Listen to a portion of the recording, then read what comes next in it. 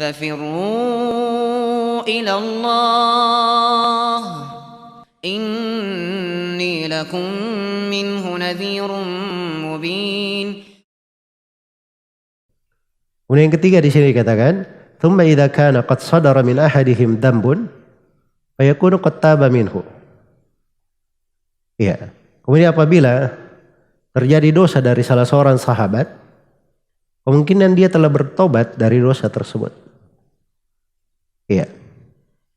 Ya, kalau dia sudah bertobat, at-taubatu tajubbu ma qablaha, sebagaimana dalam hadits. Tobat itu menggugurkan apa yang terjadi sebelumnya. At-taibu minad dzam kama la dzamba lahu. Orang yang bertobat dari dosa itu seperti orang yang tidak ada dosanya. Seperti orang yang tidak ada dosanya. Iya. Makanya di berbagai ayat itu ancaman diterangkan dan diperkecualikan illal ladzina tabu, kecuali orang yang bertobat. Kecuali orang yang bertobat. Baik. Maka mungkin di antara mereka itu sudah bertobat kalau terjadi dosa. Atau dikatakan di sini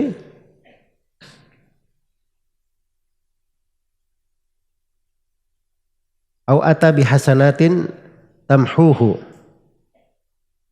Ya.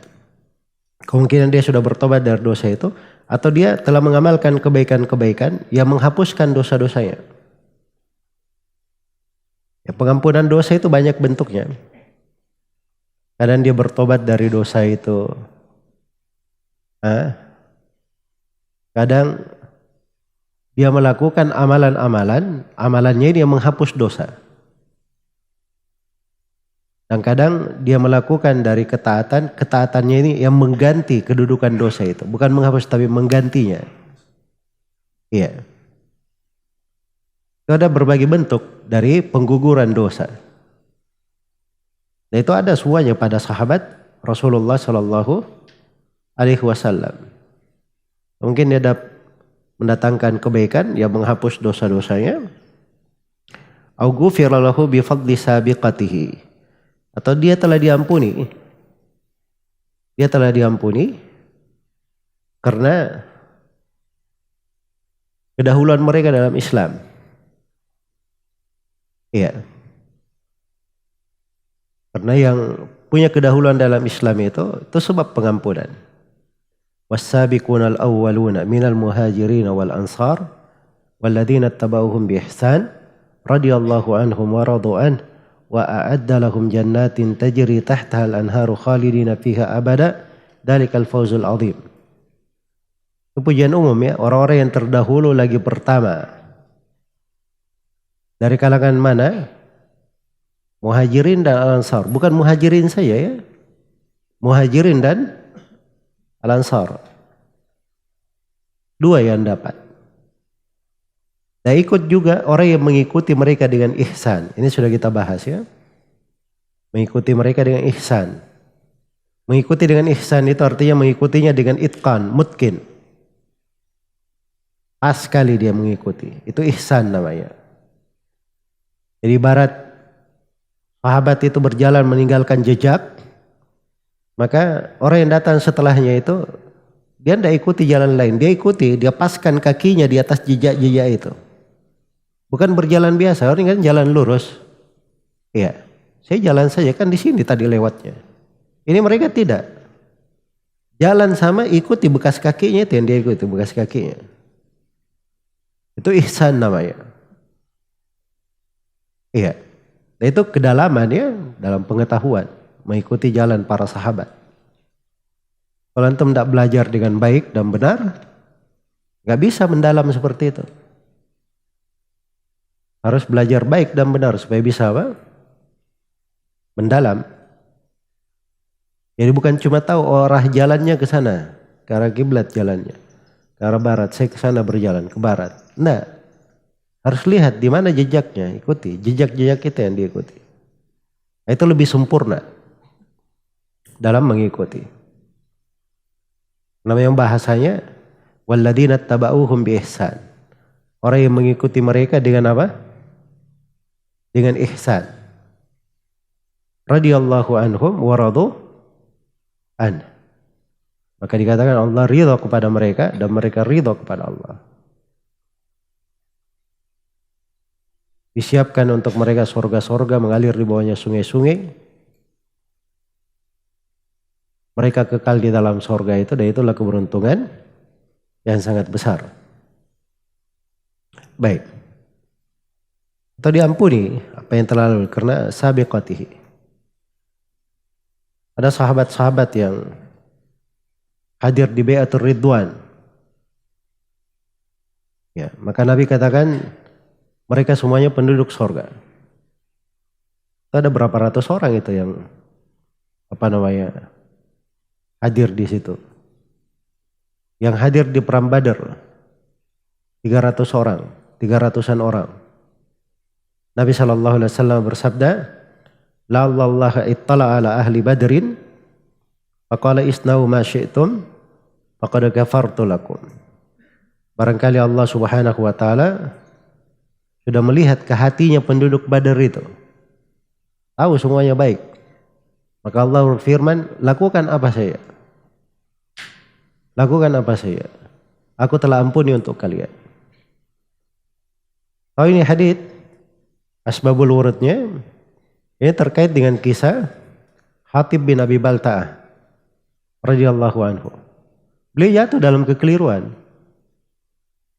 Beliau bocorkan rahasia Rasulullah.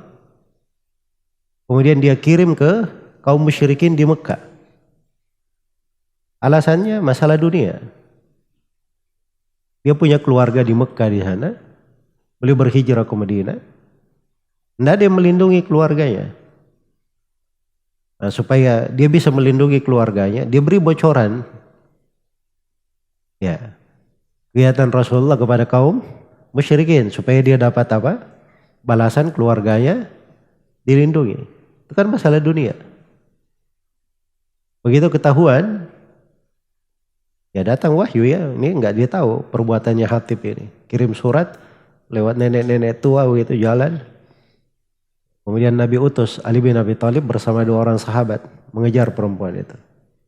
Dapat suratnya bahwa ternyata dari Hatib bin Abi Balta'ah. Panggil. Kata Umar bin Khattab, "Ya Rasulullah, biarkan saya penggal leher munafik ini." Iya. Maka Nabi SAW berucap bahwa barangkali Allah sudah lihat kepada orang yang hadir di perang Badar. "I'malu ma syi'tum faqad ghafartu lakum." Lakukan apa yang kalian inginkan, aku telah ampuni kalian. Coba perhatikan ya. Hatib bin Abi Balta'ah itu hadir di perang Badar radhiyallahu anhu. Begitu jatuh dalam kesalahan, Nabi berucap seperti ini. Nabi berucap seperti ini. Iya. Dan banyak sekali ya pendalilan-pendalilan di atas makna ini. Disebut oleh Syekhul Islam ini hal yang sangat kuat sekali ya. Kemudian kata beliau, "Au bi syafaati Muhammadin sallallahu alaihi wasallam alladhi hum ahaqqun nasi bi syafaatihi." Dengan syafaat Nabi Muhammad sallallahu alaihi wasallam. Ya mereka ini orang yang paling berhak mendapat syafaat beliau sallallahu alaihi wasallam. Sekarang Nabi sallallahu alaihi wasallam itu memberi syafaat. Kadang beliau beri syafaat kepada umatnya sehingga diampuni dosa-dosanya. Jangankan pelaku dosa biasa, pelaku dosa besar saja. Setelah syah dari Nabi sallallahu alaihi wasallam, beliau bersabda, "Syafaati li ahlil kabairi min ummati." Syafaatku untuk pelaku dosa besar dari umatku. Iya. Jadi kalau itu pada umatnya, para sahabat Rasulullah sallallahu alaihi wasallam, mereka yang paling berhak untuk mendapatkan syafaat tersebut. Iya, mereka yang paling berhak untuk mendapatkan syafaat itu. Kemudian yang kelima, "Au ubtiliya bi bala'in fid dunya kuffira bihi anhu." Atau mereka telah diuji di dunia dengan cobaan yang membuat dosa-dosanya itu dihapuskan. Di dunia sudah dapat cobaan. Bukankah ujian dan cobaan menggugurkan dosa-dosa? Iya, menggugurkan dosa-dosa. Iya. Dan mereka sudah dapat itu. Nah itu Nabi SAW bersabda dalam hadits riwayat Bukhari dan Muslim, "Ma yusibul mu'mina min wasabin wala nasabin wala ghammin wala hammin wala hazanin hatta syauka yushakuha illa kaffarallahu biha min khatayah." Tidak ada seorang muslim pun, seorang mukmin pun tertimpa keletihan, kecapean, kesulitan, gundah gulana, kesedihan, ya, kegalauan, sampai dia tertusuk duri pun, kecuali itu bisa menjadi penggugur dosa-dosanya. Bisa menjadi penggugur dosa-dosanya. Ini untuk seluruh mukmin. Bagaimana pula dengan para sahabat Rasulullah Sallallahu Alaihi Wasallam. Baik, jadi kesimpulannya bahwa para sahabat itu radhiyallahu taala anhum, mereka bukan orang yang maksum. Mungkin secara umum bagian sahabat tertimpa dosa, besar maupun kecil, itu mungkin. Tapi kalau ada dosa yang muncul dari sahabat, mereka punya 5 hal yang menyebabkan dosa itu kayak tenggelam di dalam lautan kebaikan mereka. Iya, dengan 5 hal ini. 5 hal ini sudah kita terangkan. Yang pertama tadi apa? 1, kadang dia sudah tobat. 2, kadang dia punya lautan kebaikan yang menggugurkan dosanya. Yang ketiga, kadang dia punya kedahuluan, karena kedahuluannya di dalam Islam itu menjadi penggugur dosanya. Yang keempat, dengan syafaat Rasulullah sallallahu alaihi wasallam. Ini mereka sahabat Nabi ini, bukan sembarangan. Sahabat Nabi. Orang-orang yang dipilih oleh Allah menemani Nabinya sallallahu alaihi wasallam. Masa tidak ada kekhususan dalam syafaat? Iya. Kemudian yang kelima, mungkin mereka sudah tertimpa ujian, dan ujian-ujian itu sudah menjadi penggugur apa? Dosa-dosa mereka. Baik. Kemudian kata beliau, "Fa idza kana hadza fi adh-dhunubil muhaqqaqah, fa kaifa fil umuri allati kanu fiha mujtahidin? In asawu falahum ajran wa in akhtau falahum ajrun wahid wal khata'u maghfur." Ya, ini sekarang yang disebutkan ini, jika terhadap dosa-dosa yang sudah jelas saja mereka para sahabat diampuni, bagaimana pula dengan perkara-perkara ijtihad mereka? Pertikaian itu kan perkara ijtihad. Iya.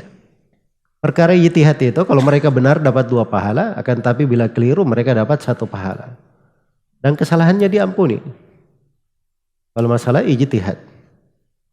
Iya. Baik, ini dari kehebatannya para sahabat ya radhiyallahu taala anhum. Baik. Kemudian kata beliau, "Tsummal qadarul ladzi yunkaru min fi'li ba'dihim qalilun nazrun maghfurun fi jambi fadailil qaum wa mahasinihim minal imani billahi wa rasuli wal jihadi fi sabili wal hijrati wan nusrati wal ilmi nafi wal amali salih." Selanjutnya, hal-hal yang diingkari terhadap sebagian sahabat itu sangatlah sedikit. Ya. Sekarang kalau ada yang mengingkari sebagian hal dari sahabat, itu sedikit sekali. Sedikit ini pun kalau ada yang mengingkari, kita bisa berdiskusi. Mungkin mereka yang benar, mungkin kita yang keliru dalam menilai. Kan begitu. Itu sedikit sekali. Telah tenggelam di dalam berbagai keutamaan dan kebaikan mereka. Seperti kebaikan sahabat, beriman kepada Allah dan Rasulnya, jihad fi sabilillah, bersama Nabi langsung ya jihadnya. Mereka hijrah langsung bersama Nabi. Bahkan sebagian sahabat itu hijrahnya 2 kali. Ada yang hijrah ke Habasyah sebelumnya. Itu Nabi tidak pergi berhijrah. Nabi yang memerintah sebagian sahabat berhijrah ke sana. Seperti Utsman bin Affan radhiyallahu taala anhu. Itu hijrah 2 kali. Iya. Jadi mereka punya dari keutamaan-keutamaan itu tidak terjadi lagi pada umat yang datang setelah mereka. Belum lagi pembelaan terhadap agama, ilmu yang bermanfaat. Dalam ilmu ini luar biasa ya. Ya, luar biasa. Coba antum ya, satu orang mendidik 10 orang anak. Semuanya menjadi orang yang bermanfaat untuk manusia, menjadi bermanfaat ilmunya. Mereka melahirkan 100, 100 melahirkan 1000, 1000 melahirkan 1.000.000, melahirkan 100 juta.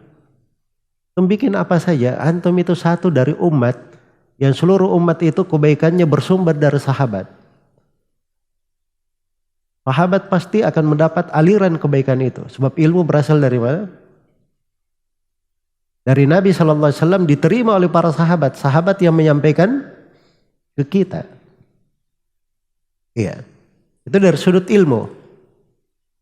Belum lagi dari sudut amalan salih. Contoh-contoh amalan salih. Dalam ilmu-ilmu yang diajarkan oleh Nabi SAW, itu semuanya sudah diterapkan oleh sahabat Rasulullah SAW. Iya. Sudah diterapkan. Ada sebagian ilmu yang diajarkan oleh Nabi SAW, mungkin kita itu hanya tahu dari buku saja. Misalnya sekarang ini, terkait dengan masalah jihad misalnya, terkait dengan masalah membebaskan budak, ya, terkait dengan masalah berhijrah, itu hal-hal yang tidak terjadi pada banyak manusia, sebab memang ketentuan itu tidak berlaku pada mereka. Tapi itu semuanya berjalan di tengah para sahabat. Amalan salih mereka semuanya sudah apa? Sudah kerjakan. Iya. Baik. Kemudian pembahasan yang keempat, khairul khalqi ba'dal anbiya. Baik-baik makhluk setelah para nabi. Iya. Kata Syekhul Islam, wa man nadhar fi siratil qaumi bi ilmin wa basiratin wa adlin wa ma manna Allahu bihi alaihim minal fadaili alima yaqinan annahum khairul khalqi ba'dal anbiya wala kana wala yakunu mithluhum wa annahum humus saffatu min quruni hadhil ummah. Kata beliau, siapa saja yang melihat sejarah perjalanan hidup para sahabat dengan ilmu basirah. Basirah itu dengan hati dia melihatnya ya, dengan pengetahuan. Dan dia melihat dengan keadilan. Iya. Melihat dengan keadilan. Dan siapa yang melihat karunia Allah kepada para sahabat berupa keutamaan-keutamaan. Ya, lihat itu di kehidupannya para sahabat. Lihat keutamaan-keutamaan yang mereka dapatkan. Tapi melihatnya itu dengan ilmu, basirah. Iya. Kalau kita melihat dengan sudut pandang itu, maka pasti dia akan mengetahui dengan yakin bahwa para sahabat adalah makhluk yang terbaik setelah para nabi. Ini menurut kesepakatan ulama. Setiap nabi itu punya pengikut dan sahabat. Dan di antara seluruh sahabat nabi dan rasul, tidak ada yang lebih utama dari sahabat Nabi Muhammad sallallahu alaihi wasallam. Tidak ada yang lebih utama dari sahabat Nabi Muhammad sallallahu alaihi wasallam. Para sahabat Nabi Muhammad sallallahu alaihi wasallam itu lebih baik daripada al-hawariyin yang menolong Nabi Isa alaihi salam.